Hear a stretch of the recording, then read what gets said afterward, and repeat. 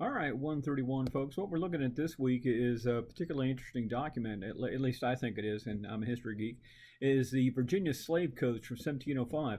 It's important, and you have to understand that slavery is new here, okay? It's not new by any standards, it's new here. And what you have to understand is it's becoming more and more popular. It's becoming more and more popular because it is profitable. The original colonies, the British colonies, and keep in mind there's several different kinds of colonies. The original British colonies are founded by people that are coming here from Britain for a variety of reasons. Britain, Scotland, Ireland, part of that United Kingdom thing. They're coming here for a variety of reasons, and they're coming here mostly in search of a future, in search of land, because land itself is profit. Land is wealth, and that's really what it is, folks. Land is wealth. So they're coming here for land and opportunity to have a better life. Many people can't afford to come here, and so when they book passage under the agreement that they're going to be servants. They're going to be what's called an indentured servant, which is not a slave. Okay, an indentured servant is somebody who signs a contract with the captain or the shipping company, and they're going to transfer it over here. And when they get here, a landowner or city or town or someone will buy out the contract, and the contract is 7 years of indenture, 7 years of service to the owner of the contract. It's legitimate service. It is usually farming. It is usually manufacturing, creating, something like that. But usually at this point, we're agrarian, so it's going to be farming, unless you're female. And it's unique because females are not allowed to work in the fields. They're not allowed to work outside. And if the owner of the contract has them work outside, they can be fined. And so there's certain standards. The idea being here is this. They're going to work 7 years to pay off the debt. And with the original colonies, after 7 years, they're guaranteed what's called head rights. And head rights are, listen, we're going to give you a chunk of land. We're going to give you some clothing. We're going to give you a farmer starter kit if you would like it.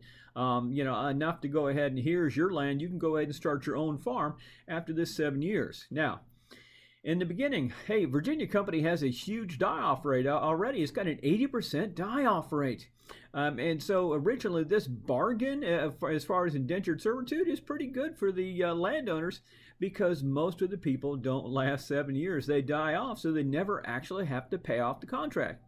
But what will happen is over the years, they're going to build up a resistance to the disease. They're going to build up a resistance to the different illnesses that are appropriate here. And as more people start to survive, as more people start to come across, there's going to develop a land shortage. And so when the first Africans show up as part of a shipment on a trade ship, right? They're sold, and they're not sold as slaves. They're sold into indentured servitude.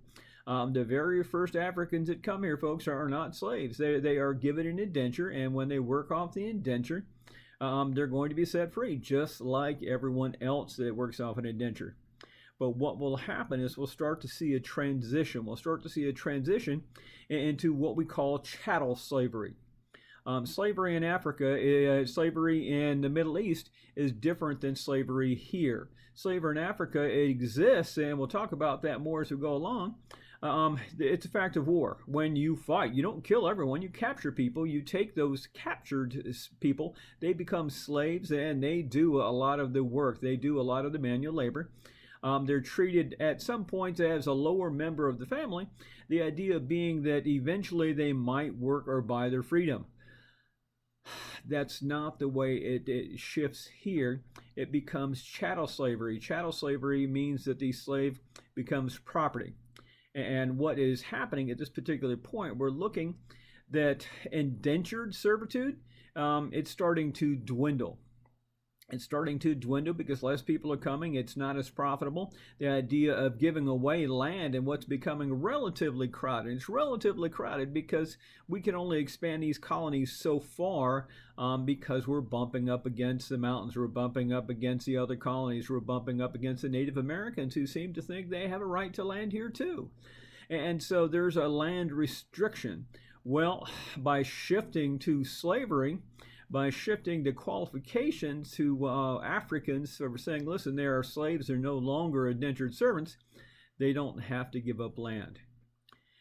The problem is you're going to be looking at different kinds of servants. You're going to be looking at indentured servants, and you're going to be looking at slaves and the people in charge. And the people in charge at this point are what we call planters.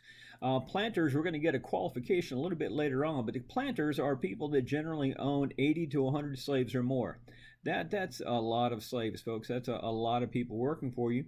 And what's going to happen is that these planters are going to be the ones with the most land. The ones with the most land have the most money, and they're going to control the government. And so what's going to happen is they're going to set the standards for law.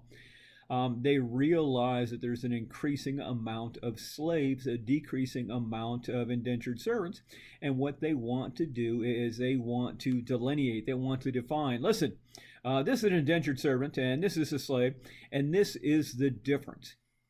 And this difference it's going to be the first time it's really defined straight out in this document. And it's interesting because they're going to draw a solid line, and this solid line can change everything, because you might be an African working out your indenture, that you've come here and you've signed an indenture, and boom, you're no longer an indentured servant. Suddenly you're a slave for life. You might have been 6 years into your indenture, and now you find out that no, not only are you not going to be free, not only are you not going to have land, but you're never going to be free. Your entire classification has changed. So I want you to look at this document, and I want you to see what's the difference between an indentured servant. What's the difference between a slave? How do they delineate this? What kind of rights does each one have? Or do they have rights? Okay? And so I want you to look and see, who are they talking to? Why are they doing this? And what's the plan? I think that's hugely important, because this document is going to set the standard. I mean, this is written in 1705, and we don't get to the Civil War for, my goodness, another 150 years. So this sets the standard of living for another 150 years. Think about that, folks. As a nation, we're how old? 235? And so this holds sway for quite a chunk of time. So go ahead and take a look at this, and then if you want to do some research on it, by all means do some research on it. I think it's pretty interesting stuff. And then go ahead and bring your answers out, all right? And I'm going to go ahead and I'll do a little bit of lecture on some of the other things, but I'll try not to load you up with lectures this time, although there's some important things happening. Thank you.